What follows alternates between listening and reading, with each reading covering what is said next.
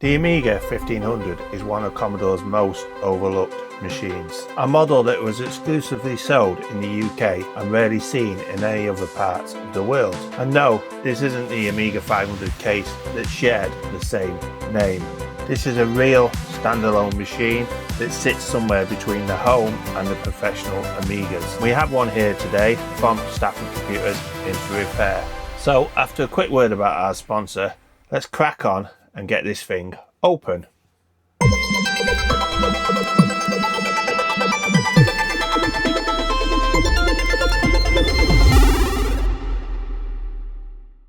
If, like me, you like building things, then make sure you pop along to PCBWay. They produce high quality custom PCBs perfect for replacement boards, prototypes, or even your own retro products. So once you've got your project you want to build, all you got to do is simply click Add to Cart, which is this big green button on the right hand side. Once you've done that, you're presented with this new page here. Now it'll say here we have detected 2-layer board at 45 by 51, etc. Depending on what board you got, obviously that changes. And as long as it says here 100% success, you're all good to go. Now there is a hyperlink at the top here for simple tutorial, which will give you some more information should you get lost. Now we do have some options we do need to set. The first one being make sure you have the right country selected for your shipping costs, so you can make sure you're paying the right amount of postage to get it to your country. Now you got the quantity here, which is always set to 5, which is great because you've always got spares if things do actually go wrong on your build. Now also a couple of options down below which are worth looking at is here, which is your solder mask color and also your silk screen color. So your solder mask color is the color of the board, the silk screen color is the color of the words on the board. And last but not least, down the bottom here you can have assembly service if you want to get this board built. After you've done this, you click the button here, save to cart, it will then be processed. As you can see, the color of the boards is absolutely excellent and the quality is second to none. Great job PCBWay. So whether you're into repairing a retro classic or just building something brand new, PCBWay is the way to go. So check out the link down below. And on that note, let's crack on. Welcome back to Retro for You. It's a new year, plenty of repairs coming up. I hope you had a good new year and a good Christmas. What we're going to be looking at today is this Amiga 1500. Now, as I said before in the intro, they're a bit of a strange machine. They were produced in the UK. It's basically an Amiga 2000, but without the hard drive. It had an extra floppy and was usually sold with a monitor. Now, this was to reduce costs. So we look on the back, it actually does say Amiga 2000.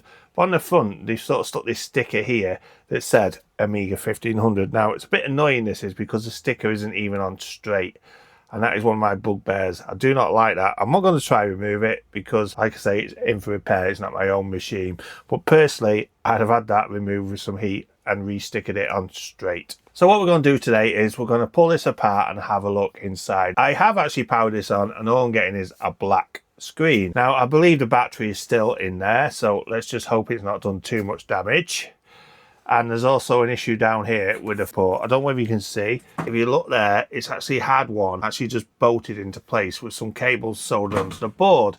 We'll see how far we get today. I'm still recovering from this cold. I've had it all over Christmas. It's been a right. Without further ado, let's crack on and get this thing apart.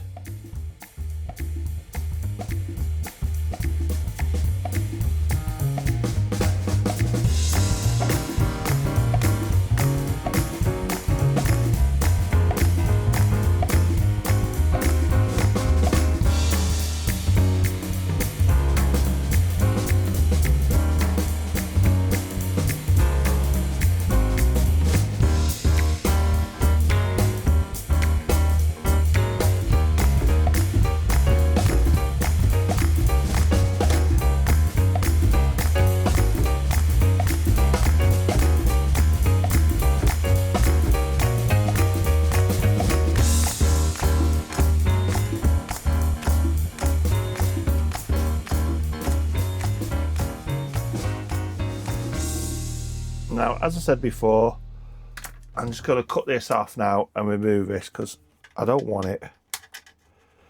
So we'll just cut that off and throw it in the bin. Now the CPU socket here is indeed corroded. So is the battery here. So we need to remove this battery. I'm going to snip that battery out now, so it's out the way. There's one gone. And there's two gone. So there's that battery. Look at it. It's absolutely disgusting. And now we can see what we're working with. Now we need to clean this out because I've got some of those little battery things from PCBWay, and we're going to be building one of these to put in this. We need to get this CPU out because those legs are very green. Now there is also a lot of green in this CPU socket here as well. You can hear that noise it's making. It's not nice, is it? Now I tend to get this on the edge. Do not try and push underneath, because if you push underneath, you're guaranteed to damage the traces underneath because you push actually against the board.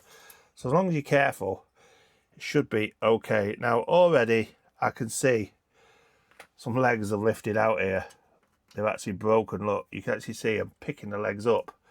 But just have a look under the scope. This is far worse than that 2000 I did, just so I can show you how bad this really is. What you're looking at now is the top of the socket. You can already see these pins here. They're just loose. Look, they're just falling apart, and these are missing pins. And if I go along the socket, you can see how bad this one is. There's an actual pin there. And all the way along, it is just so corroded and missing so many pins. This is what happens when you leave the batteries in these things. I mean, look down this end here. Look at this. It's just loose and just waggling around inside. They're just so broken. I'm hoping we can save this, guys. First, we need to get this socket off. Now, what I'm going to do, what I didn't do last time first, is I'm going to cut these struts across here, because somebody mentioned it does help, and to be honest, it makes sense. I'm just going to get my snips, and I'm going to cut along these braces here, just to weaken it. I'm not bothered about pins joining. I just want to mix the solder, make sure that the flux flows all the way through.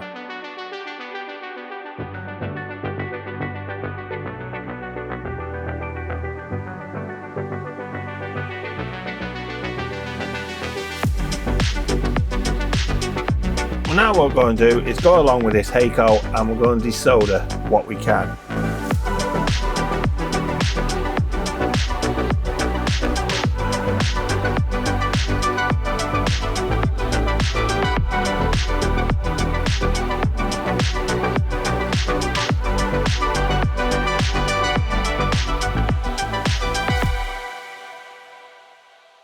Basically what I did is I heated it up with a heat gun and I pulled it. This is the stage we're up to.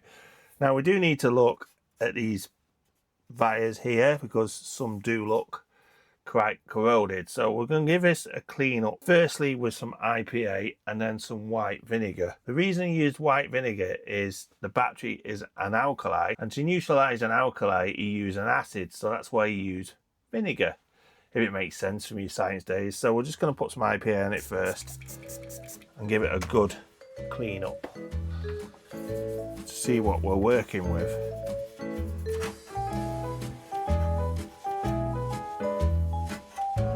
So let's just get some white vinegar.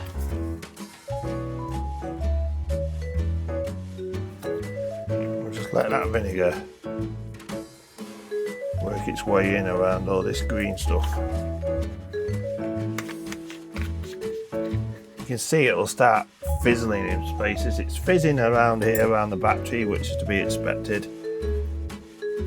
And we'll start to use that to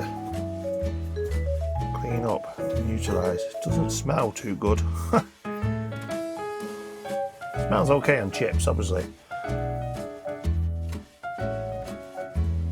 There's also this green in this socket we need to address as well.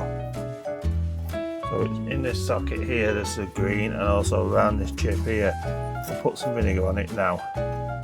Start the cleaning process going. Hopefully it shouldn't be that bad, it should clean up. Other than that, the board itself looks to be in good condition. Next what I've got is some 400 grit paper, just to give these a bit of a clean up.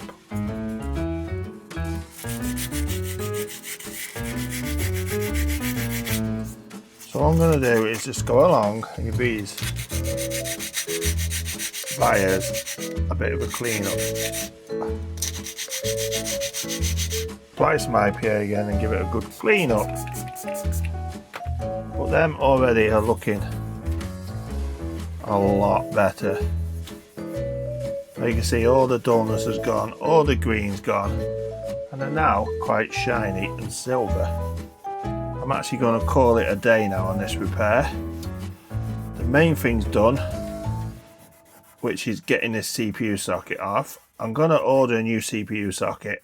The next video, what we'll do is we'll ping out the traces, we'll repair any damage that needs doing, then we'll fit the new socket, but also we'll make the little battery that I said. I just got to find the bits around here somewhere in this void somewhere.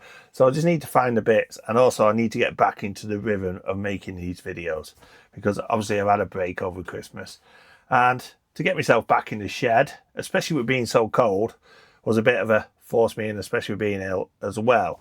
Thanks for watching. I hope you're enjoying these videos. I do try my best with these. We'll be back next week with this Amiga 1500. Hopefully we'll get it going. If you're new here for the first time, don't forget to hit that like button, but also hit the subscribe button if you haven't done already. It helps the channel so much. Don't forget to check out my YouTube buddies down below. You got likes of Captain Commodore, 8-bit Retro Refix. Captain Commodore's mad on his Mister devices, so if you like Mister, pop along to his channel. He's always got loads of stuff going on with Mister. 8-bit Retro Refix, he loves his Commodore 64s mainly, but he does loads of things as well, loads of projects like myself, so don't forget to go along and check him out as well. And a big thank you to PCBWay as always for sponsoring this video. Now, I don't know if everybody's noticed my new screen in the background. That was bought to me as a Christmas present. I looked at them and I thought, I quite fancy one of them. They look quite cool. And it's so, on that note, I shall see you next week when we're back on this Amiga 1500. Thanks for watching, guys. See you soon. Bye.